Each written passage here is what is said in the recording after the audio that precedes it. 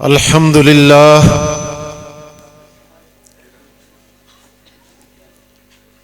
الحمد لله نحمده ونستعينه ونستغفره ونؤمن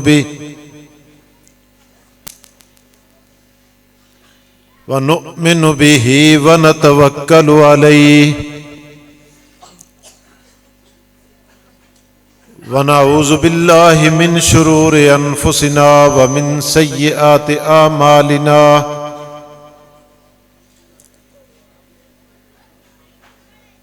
من يهده الله فلا مضل له ومن يضلله فلا هادي له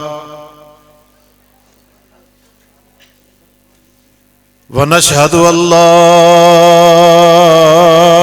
إله إلا الله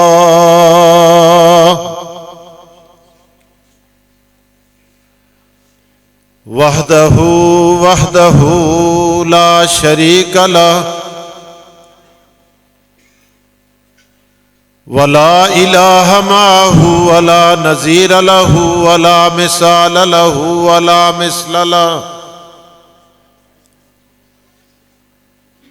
ولا ند له ولا ضد له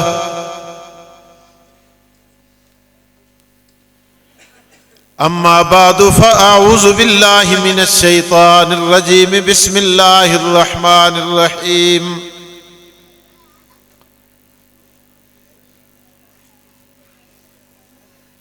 إنا نحن نزلنا الذكر وإنا له لحافظون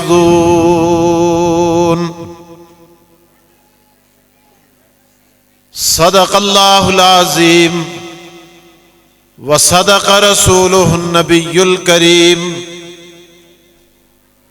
ونحن على ذلك لمن الشاهدين والشاكرين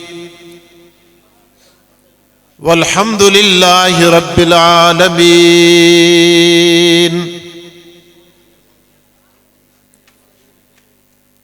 گر تمہیں خواہی مسلمان زیستن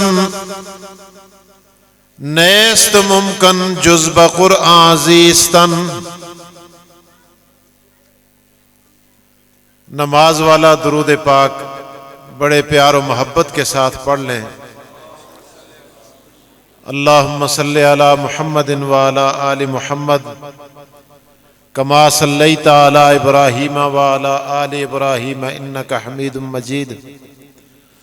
اللہم بارک علی محمد وعلی آل محمد کما بارکت علی ابراہیم وعلی آل ابراہیم انک حمید مجید۔ معزز علماء کرام، قابل ست تعظیم، واجب التکریم، جلسے میں تشریف لانے والے معزز سامعین،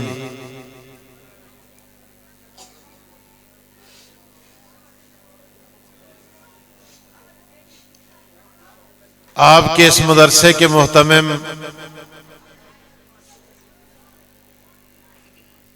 مجاہد اسلام حضرت علامہ قاری محمد وسیم معاویہ صاحب کی دعوت پہ لبیک کہتے ہوئے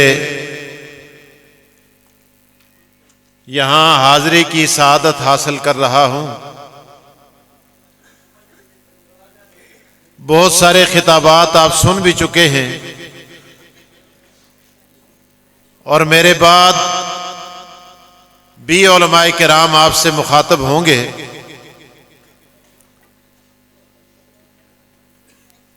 میں تھوڑے سے وقت میں صرف اپنی حاضری لگا کے آپ سے اجازت چاہوں گا۔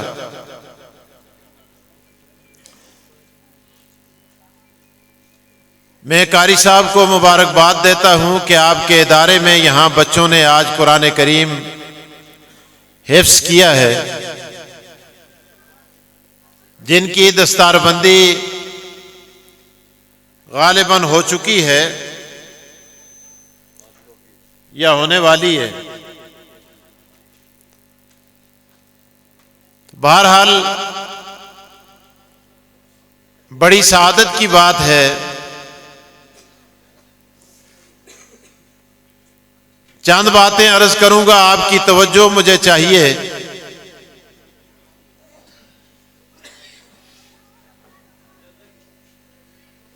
قرآن کریم اللہ کا کلام ہے اور آقا دو جہاں محمد رسول اللہ صلی اللہ علیہ وسلم کا معجزہ ہے۔ اتنی بات ذہن میں رکھیں، میں پھر آگے بڑھتا ہوں۔ تورات اللہ کی کتاب ہے، انجیل کتاب ہے، زبور کتاب ہے، لیکن قرآن کریم پہلے کلام ہے، بعد میں کتاب ہے۔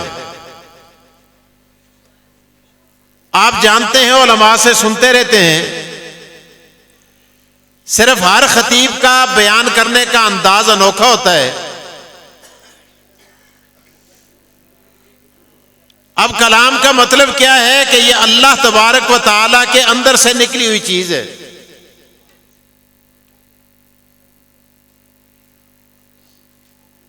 اسی لیے امام احمد بن حنبل کہہ دیجئے رحمت اللہ تعالی علیہ، اللہ ان کی قبر پہ کروڑوں رحمتیں نازل فرمائے، وقت کے بادشاہ کے ساتھ ٹکر لیتے ہیں۔ اور موقف کیا ہے؟ بادشاہ کہتا ہے کہ جس طرح آسمان مخلوق ہے، زمین مخلوق ہے، چاند سورج ستارے اللہ کی مخلوق ہیں، اسی طرح قرآن کریم بھی مخلوق ہے۔ اور جس طرح ساری چیزیں فنا ہوں گی، قرآن کریم بھی فنا ہو جائے گا، ختم ہو جائے گا۔ لیکن امام احمد بن حنبل وقت کے بادشاہ کے سامنے کھڑے ہو جاتے ہیں، آنکھوں میں آنکھیں ڈال کے کہتے ہیں، ارے بادشاہ تو غلط کہتا ہے، القرآن کلام اللہ غیر مخلوق، اور قرآن اللہ کا کلام ہے۔ جس طرح پروردگار خالق ہے اور مخلوق نہیں ہو سکتا، اسی طرح رب کا کلام بھی اور قرآن بھی، یہ بھی مخلوق نہیں ہو سکتا۔ باقی ساری کائنات فنا ہو جائے گی، قرآن فنا نہیں ہو سکتا۔ اگلی بات، بادشاہ کوڑے مارتا ہے، روایات میں آتا ہے، تاریخ لکھتی ہے، ارے 99 کوڑے لگتے ہیں، جلاد مارتا ہے، تھک جاتا ہے اور پیچھے ہٹتا ہے، سانس لیتا ہے۔ امام احمد بن حنبل فرماتے ہیں پردے ہٹ جاتے ہیں، رب کا دیدار ہوتا ہے اور رب پوچھتا ہے، احمد بن حنبل بتا تیرا کیا حال ہے؟ فرماتے ہیں کوڑے کھائے، آخری کوڑا کھایا، اور کوڑا کھانے کے بعد کہا ربا میری سزا ختم ہو چکی ہے، پتہ نہیں تیرا دیدار آئندہ نصیب ہوتا ہے کہ نہیں ہوتا، میں تجھ سے ایک مسئلہ پوچھنا چاہتا ہوں۔ احمد بن حنبل مسئلہ کس سے پوچھتے ہیں؟ آج تو مسئلہ پوچھتا ہے قاری وسیم صاحب سے، تو مسئلہ پوچھتا ہے مجھ سے پوچھتا ہے، مفتی سے پوچھتا ہے، قاضی سے پوچھتا ہے، عالم سے پوچھتا ہے، اور میرے دوست کسی اور سے پوچھتا ہے۔ لیکن احمد بن حنبل، اور تیرے مقدر پہ قربان جاؤں، تو مسئلہ پروردگار سے پوچھتا ہے۔ کہا ربا مسئلہ پوچھتا ہوں۔ اللہ پاک نے آواز دی، پوچھ کیا پوچھنا چاہتا ہے؟ یا اللہ تیرا قرب کس سے نصیب ہوتا ہے؟ رب کی طرف سے آواز آئی، احمد میرا قرآن پڑھ، جتنا پڑھے گا میرا قرب نصیب ہوگا۔ احمد بن حنبل تھے، میرے دوست کوئی اور ہوتا چپ ہو جاتا۔ کہا ربا قرآن لوگ مختلف لہجوں میں پڑھتے ہیں، مختلف قراتوں میں پڑھتے ہیں، کوئی ترجمے کے ساتھ پڑھتا ہے، کوئی بغیر ترجمے کے پڑھتا ہے، اور کوئی دیکھ کے پڑھتا ہے، کوئی بن دیکھے پڑھتا ہے۔ تو مجھے بتا میں کس طرح پڑھوں تاکہ تیرا قرب نصیب ہو جائے؟ آواز آئی، احمد قرآن پڑھ، دیکھ کے پڑھ تیری مرضی ہے، بن دیکھے پڑھ تیری مرضی ہے، ترجمے کے ساتھ پڑھ تیری مرضی ہے، بغیر ترجمے کے پڑھ تیری مرضی ہے۔ جتنا قرآن پڑھتا جائے گا میں تجھے اتنا ہی اپنے قریب کرتا جاؤں گا۔ اتنی تجھے بلندی ملتی جائے گی۔ اور ایک اور بات میرے دوستوں بتاتا چلوں، قرآن کے ساتھ جتنے جڑو گے قرآن اعلیٰ اور بالا کرتا چلا جائے گا۔ اللہ اکبر۔ میں ایک بات بتانے لگا ہوں، توجہ کیجئے، خدا را ضائع نہ کیجئے۔ میرے بعد ہمارے ملک کے مائع ناز خطیب آ رہے ہیں، قاضی متی اللہ۔ میرے دوست، آپ نے ان کو بھی سننا ہے اور میری بات بھی ضائع نہ کیجئے۔ روایات میں آتا ہے، مسلم شریف کی روایت ہے، آقا دو جہاں ارشاد فرماتے ہیں، او نمازی تو نماز پڑھنے کے لیے جائے گا، لیکن یاد رکھنا نماز میں قیام بھی کرے گا، نماز میں رکوع بھی کرے گا، نماز میں سجدہ بھی کرے گا، نماز میں قاعدہ بھی کرے گا، لیکن ایک بات یاد رکھ، جب قرآن پڑھنے کی باری آئے تو رکوع میں قرآن نہ پڑھنا، سجدے میں قرآن نہ پڑھنا، اور قرآن پڑھنا ہو تو حالت قیام میں پڑھنا۔ یا اللہ کیا بات ہے! رکوع بھی تیرا، سجدہ بھی تیرا، قاعدہ بھی تیرا، قیام بھی تیرا، تو رکوع اور سجدے میں قرآن پڑھنے سے منع کیوں کرتا ہے؟ آواز آئی، اللہ اکبر۔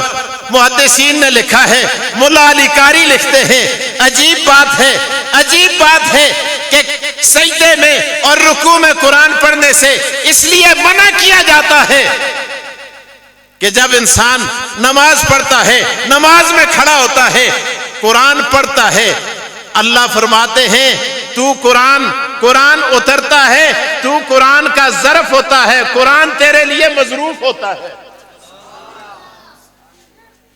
نہیں سمجھے؟ علماء سمجھتے ہیں، طلباء سمجھتے ہیں، ظرف برتن کو کہتے ہیں، مظروف جو چیز برتن میں ڈالی جاتی ہے، ارے اسے کہا جاتا ہے۔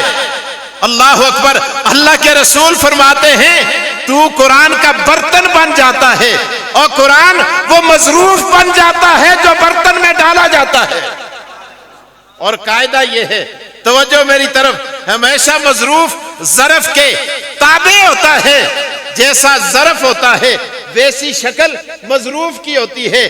جیسا میرے دوستوں گلاس میں پانی ڈالو، پانی کی شکل گلاس جیسی ہوگی، جگ میں ڈالو شکل جگ جیسی ہوگی، پیالے میں ڈالو شکل پیالے جیسی ہوگی۔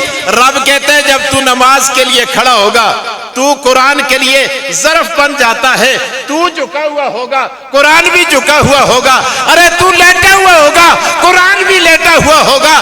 ارے قرآن جھکانے اور لیٹانے کے لیے نہیں آیا، وہ قرآن بلند کرنے کے لیے آیا ہے۔ جب قرآن پڑھنے کی باری آئے تو کھڑا ہو کر قیام میں پڑھا کر۔